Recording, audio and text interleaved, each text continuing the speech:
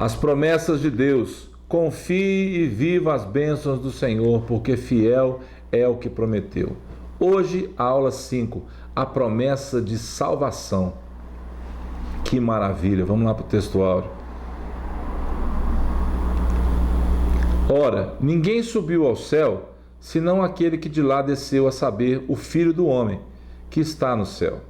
E do modo por que Moisés levantou a serpente no deserto, assim importa que o Filho do Homem seja levantado, para que todo o que nele crê tenha a vida eterna. Porque Deus amou o mundo de tal maneira que deu seu Filho unigênito, para que todo o que nele crê não pereça, mas tenha a vida eterna. Porquanto Deus enviou o seu Filho ao mundo, mas para que o mundo fosse salvo por ele. Quem nele crê não é julgado. O que não crê já está julgado, porquanto não crê no nome do unigênito Filho de Deus. E o julgamento é este, que a luz veio ao mundo, e os homens amaram mais as trevas do que a luz, porque as suas obras eram más. Pois todo aquele que pratica o mal aborrece a luz e não se chega para a luz, a fim de não serem arguídas as suas obras. Quem pratica a verdade aproxima-se da luz, a fim de que as suas obras sejam manifestas, porque feitas em Deus. Que passagem maravilhosa, meus irmãos. Vamos orar, pedir ao Senhor para falar conosco. Fala, Senhor, conosco. Fala ao nosso coração, à nossa mente, ao nosso intelecto. Mostra para cada um de nós. Traz o discernimento, Deus, do que a Tua palavra quer falar conosco nessa aula. Sobre salvação. Quão grande salvação o Senhor trouxe para nós. Obrigado, Deus. Eu quero ser, com minha mente, Deus, aquela pessoa que busca o Senhor por necessidade, por precisar a cada dia, Deus, mais do Senhor, mais do Teu Espírito, Papai.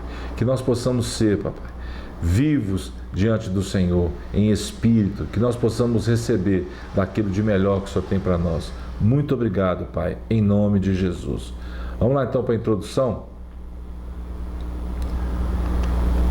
A salvação é a provisão de Deus, o meio pelo qual Ele resolveu estender a mão ao pecador, oferecendo-lhe uma nova oportunidade de perdão e reconciliação. O grande problema é que muitos não aceitam o fato de que estão separados de Deus por causa dos seus pecados. Desde Adão e Eva, a natureza humana foi contaminada pelo pecado e inclinada às obras da carne. Pela fé, temos os pecados perdoados. Amém? Esse processo ocorre porque a morte de Cristo sobre a cruz é vicária, isto é, substitutiva. Entenda isso de uma vez por todas. Pregue essa verdade para as pessoas.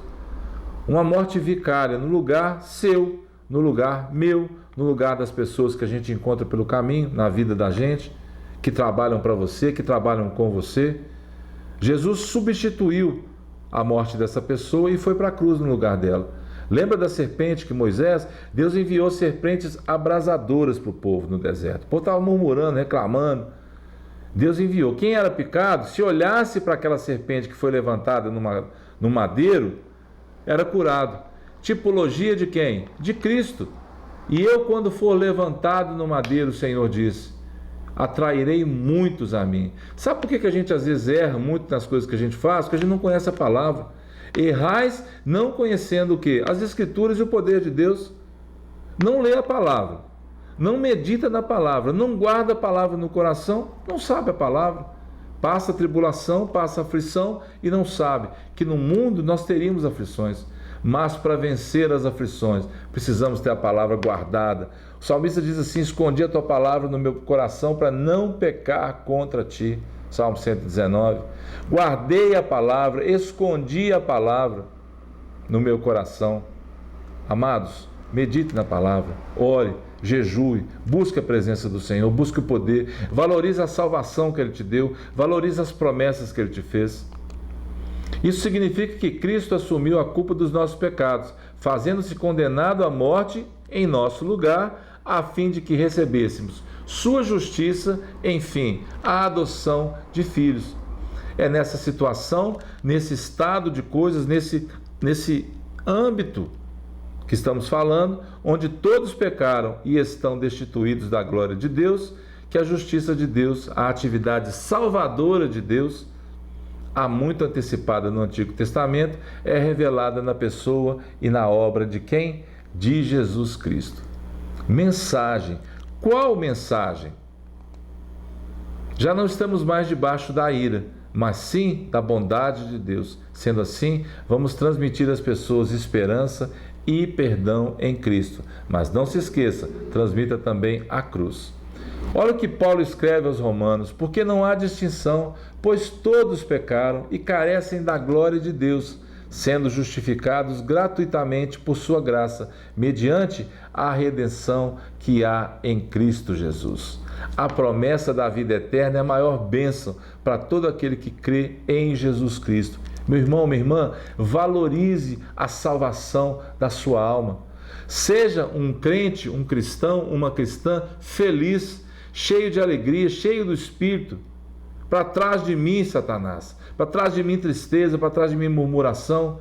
Tente fazer isso o tempo todo, busque fazer isso. É fácil? Não, mas é possível.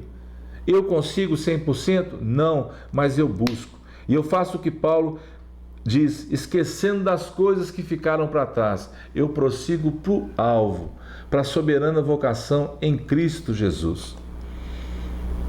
De que nos adianta ter prosperidade, saúde e não ter a salvação? A doutrina da salvação, ou seja, a soteriologia, nos revela com grande amor e graça de Deus para conosco. Crer nisto, então, nos faz entender que precisamos valorizar o preço, acabei de falar, que foi pago, cuidando de nossa conduta em relação ao senhorio de Cristo. Santidade. Algumas palavras-chave para a gente meditar. Salvação. Dependemos dele para alcançar, não de obras carnais. Não é por obra. Pela graça sois salvos, mediante a fé. Isso não vem de vós, é dom de Deus, nem vem de obras, para que ninguém se glorie. Paulo escreve: porque somos feitura sua, criados em Cristo Jesus, para as boas obras, as quais o Senhor nos destinou antes da fundação do mundo. Um alto preço foi pago, foi pela graça, mas não foi de graça. Foi por amor que Ele te salvou. Os desafios, vamos viver no centro da vontade de Deus para cada um de nós. E os desafios vão ser obstáculos. E o que nós vamos fazer com eles? Vamos ultrapassá-los. Fidelidade, não se esqueça disso. Ele sabe tudo o que necessitamos e vai cumprir seus planos em nossas vidas. Vamos desenvolver a nossa salvação com temor e tremor. Lembra desse versículo? Está lá em Filipenses: assim, pois, amados meus, como sempre obedecestes, não só na minha presença, porém, muito mais agora na minha ausência, desenvolvei a vossa salvação com temor e tremor, porque Deus é quem efetua em vós tanto querer como realizar, segundo a sua boa vontade. Quer ver uma coisa que eu lembro muito quando eu falo sobre, quando Paulo diz obedecer na minha presença, na minha ausência e tudo? Os filhos da gente. A gente às vezes sai de casa e fala assim: olha, filho, você vai fazer isso, isso e isso. E a gente espera que assim que a gente sai, que eles façam aquilo, aquilo e aquilo. Aí quando seu filho escuta que você põe a chave na porta, você vê, você percebe que seu filho acaba de levantar do sofá, vendo televisão, e vai fazer o que você pediu. E às vezes ele quer te enganar, ele quer te enrolar com aquilo. Deus, irmãos, é desse jeito com a gente. Ele já falou para a gente amar, para a gente perdoar, para a gente obedecer. E às vezes é como se quando a gente chega na igreja, quando alguém chega, aí que a gente vai lembrar de fazer aquilo. Mas Deus sabe que no nosso coração há uma dificuldade para todas essas coisas. Então vamos vencer isso. Vamos vencer isso juntos. Vamos orar uns pelos outros. Vamos pedir que o Senhor nos dê graça nisso. Amém? Deus falou de modo infalível e relevante no passado, mas não pela última vez. Sua derradeira palavra só chegou com a vinda de seu Filho, e o registro dessa vinda aparece de forma infalível e definitiva nos 27 livros do Novo Testamento.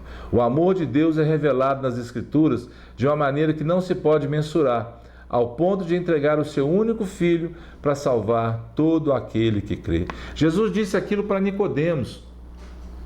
Nicodemos, Deus amou o mundo de tal forma. Nicodemos foi à noite procurar Jesus e Jesus explica para ele: aqueles que vêm para a luz, não de noite mais, irmãos, vem à noite em que nada podeis fazer. tanto o judeu como o gentio. Lembra da briga de Pedro e Paulo? Pedro queria pregar para uma turma, Paulo queria pregar para outra turma, mas depois Pedro teve que entender através daquela visão, daquele lençol. Lembra lá no livro de Atos?